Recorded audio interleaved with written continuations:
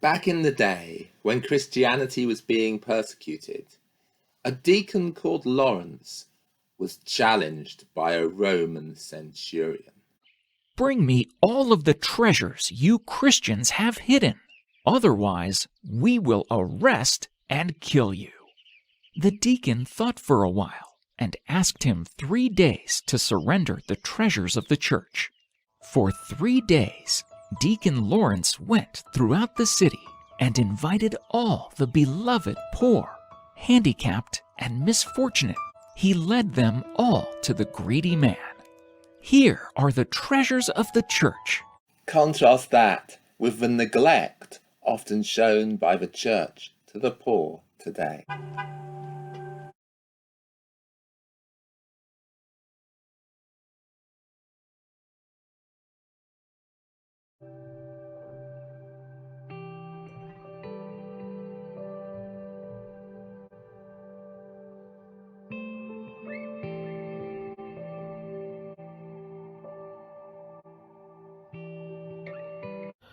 For if a person with gold rings and in fine clothes comes into your assembly, and if a poor person in dirty clothes also comes in, and if you take notice of the one wearing the fine clothes and say, "Have a seat here, please," while to the one who is poor you say, "Stand there," or "Sit at my feet," have you not made distinctions amongst yourselves and become judges with evil thoughts?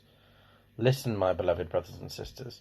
Has not God chosen the poor in the world to be rich in faith and to be heirs of the kingdom that he has promised to those who love him? But you have dishonored the poor. Do not rob the poor because they are poor, or crush the afflicted at the gate. For the Lord pleads their cause and despoils of life those who despoil them. We Christians can get our knickers in a twist about Money, money, money. At the one end, there are people like Pastor Randy Gage, who said, "Being poor is a sin." This heresy, and it is a heresy, states that if we don't have enough money, it's because we don't have enough faith. We have to Name it and claim it. People are poor for many reasons. At least 86% of the reason why some people are not rich, yes, I can justify that figure, is pure luck. Bad luck. Has not God chosen the poor in the world? So perhaps we should swing to the opposite extreme like St. Francis of Assisi, who held that poverty was such a beautiful thing that we should give away all our possessions to the poor. Not 90%, not 95%, not 99%, but everything we have. The early Franciscans literally kept nothing from one day to the next. They went out begging for food because they believed that to keep food back for the next day was not to trust God to provide for them, and it was good for their humility to have to beg. Often they would go for days without any food. Now the Bible here is complicated. The rich young man is told by Jesus to go sell all he has and give the money to the poor. Yet the woman who, instead of selling the expensive perfume that she has to give the money to the poor, lavishes it on Jesus' feet, is praised and applauded for doing so. The rich are told it will be harder for them to enter the kingdom of heaven than it will be for a camel to go through the eye of a needle. Yet Jesus attends the parties of the super rich, from pompous Pharisees to collaborating tax collectors. Seeing poverty as good in itself can almost become an idolatry. The leader of the other main group of friars at the time of St. Francis was St. Dominic. He too embraced poverty, but for very different reasons than St. Francis. Dominic had come to the south of France and seen people being put off Christianity by the papal legates, who were carried around in litters, sitting on silk cushions, eating luxury food, lecturing the poor locals on following Jesus. Their wealth made them just too distant from the people they were meant to be ministering to, and so people were put off from Christianity. For if a person with gold rings and in fine clothes comes into your assembly, and if a poor person in dirty clothes also comes in, and if you take notice of the one wearing the fine clothes and say, "Have a seat here, please," while to the one who is poor you say, "Stand there," or "Sit at my feet," have you not made distinctions amongst yourselves? So Dominic and his companions embraced poverty, not because poverty was good in itself, but rather inspired by what it says in Philippians. Jesus, who though he was in the form of God, did not regard equality with God as something to be exploited, but emptied himself, taking the form of a slave. Poverty is awful. Gain as much as you can. Save as much as you can. Give as much as you can. Gain as much as you can. Money is a blessing. It's often seen as a good thing in the Old Testament, and indeed is often, like in this passage from Proverbs that we've just heard, seen as a reward. The reward for humility and fear of the Lord is riches and honor and life. And yet contrast that with A good name is to be chosen rather than riches, and favor is better than silver or gold. Oppressing the poor in order to enrich oneself and giving to the rich will lead only to loss. John Wesley is clear that money is a good thing. Money is an excellent gift of God. And then he qualifies that. Money is an excellent gift of God, answering the noblest ends. In the hands of his children, it is food for the hungry, drink for the thirsty, raiment for the naked. It gives to the traveller and the stranger where to lay his head. By it we may supply the place of a husband to the widow, and of a father for the fatherless. We may be a defence for the oppressed, a means of health to the sick, of ease to them that are in pain. It may be as eyes to the blind, as feet to the lame, yea, a lifter up from the gates of death. There are all sorts of caveats. Are we making money, or are we just taking money? If we look, for example, at some of the trade practices of wealthy nations, shoving huge tariffs on imports from poorer countries, that sounds to me a lot more like taking money than making money. Do not rob the poor because they are poor, or crush the afflicted at the gate, for the Lord pleads their cause and dispose of life those who despoil them. On the other hand, the world is immeasurably wealthier than it was 200 years ago, 100 years ago, 50 years ago, when Bill Gates invented Microsoft Office that transformed the ways we live, when farmers adopted new agricultural techniques that dramatically improved the yields of their crops, when electricity meant that people could have lights on after dark, that children could do their homework, that food could survive for longer in a fridge. The world became a wealthier place. Wealth was created.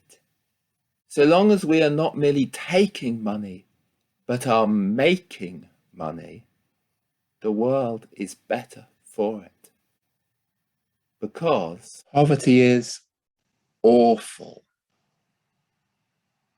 The Bible tells us to take our 10 talents and make 10 more.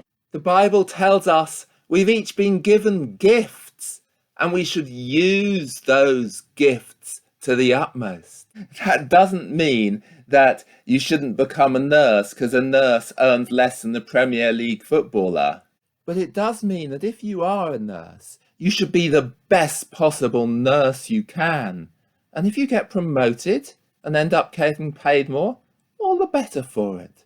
It may also mean in some cases that you do a very basic job because, like St. Paul making his tents, you're freeing yourself up with the time to work in other ways for the gospel.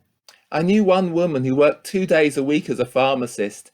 She could have worked 5 days a week and been really quite wealthy, but she chose to work 2 days a week, which gave her enough to live on and gave her the other 3 days to give her time to working for nothing for the church. Gain as much as you can. If you're a nurse, work as hard as you can, and if you get promoted, so much the better. If you run a small business and are selling goods for a fair price, sell as many as you can. If you make more money, you can use it for something good. Gain as much as you can. Save as much as you can. Don't be wasteful. This t-shirt is 32 years old. This t-shirt is much newer. It's only 17 years old. A new t-shirt causes the same carbon dioxide emissions as driving 35 miles, as driving from Norfolk to Ilford. The world's poorest people have contributed the least to the climate crisis, yet are suffering the full force of its impact. Increased flooding, droughts and storms destroying lives, homes, jobs, livestock and crops. Do not rob the poor because they are poor, or crush the afflicted at the gate. For the Lord pleads their cause, and despoils of life those who despoil them. Our wastefulness hurts the poorest people on the planet. This is my food waste bin. Every year in this country, we throw away 18% of the food that we buy. Almost a fifth of the food we buy. That's equivalent to us throwing away £8 per week. £400 per person per year thrown away. And not only that, because we're demanding more food, it pushes up the price of food for everyone, and particularly for the poorest people in the country. Those who are generous are blessed, for they share their bread with the poor. But what are we when we buy perfectly good bread and throw it away so that the poor cannot afford it? This is a bag of goods to go to the charity shop. I'm always shocked on the rare occasions when I go to the dump to see perfectly good things have been thrown away. These are my housemates' bedrooms. Rather than rattling around on my own, I like to share a house. And if you share a house, per person you lose less gas, less electricity, and less food waste than if you live all by yourself. It's better for the purse, better for the environment. And the irony is, we live in a country with an epidemic of loneliness. Gain as much as you can. Save as much as you can. Give as much as you can. Those who are generous are blessed, for they share their bread with the poor. The Bible is quite hardcore. You may or may not agree with him, but the prophet Malachi says, "Will a mere mortal rob God? Yet you rob me." But you ask, how are we robbing you? In your tithes and offerings, you are under curse, your whole nation, because you are robbing me. Bring the whole tithe into the storehouse, that there may be found food in my house. John Wesley, too, was quite hardcore when it came to giving. When he was a student, he had an income of £28 a year and lived on £28 a year. After he was ordained, his income went up to £30. He lived on £28 a year and gave away £2. Over his life, as he published books of sermons, his income went up. Eventually, He was earning £130 a year, and he lived on £28 a year and gave £102 away. Statistics show that believers give a lot more away than non-believers. But do we give enough? And even when we've given money, there is another thing we need to give. Respect. For if a person with gold rings and in fine clothes comes into your assembly, and if a poor person in dirty clothes also comes in, and if you take notice of the one wearing the fine clothes and say, "Have a seat here, please," while to the one who is poor you say, "Stand there," or "Sit at my feet," have you not made distinctions amongst yourselves and become judges with evil thoughts? Listen, my beloved brothers and sisters. Has not God chosen the poor in the world to be rich in faith and to be heirs of the kingdom that he has promised to those who love him? But you have dishonored the poor. The rich and the poor have this in common: the Lord is the maker of them all.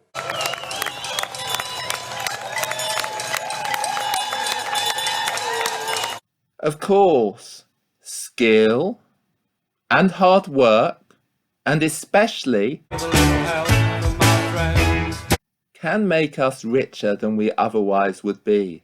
Gain as much as you can. Save as much as you can. Give as much as you can.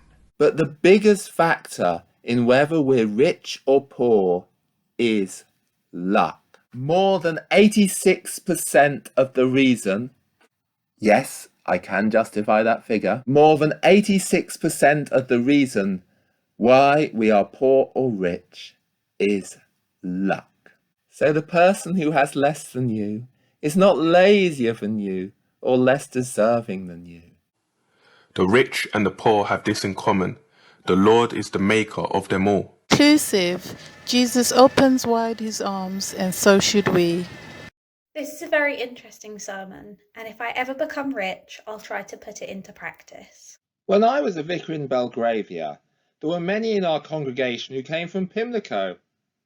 They looked at the people of Belgravia in their £50 million houses where their incomes were £1 million a year, and they thought of themselves as poor.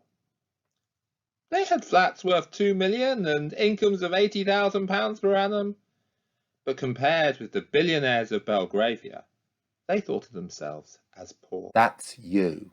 In the world, 1 billion people live in poverty. Real, absolute poverty. 5 billion people, thankfully, no longer live in absolute poverty. They live in middle-income countries like Mexico or Turkey.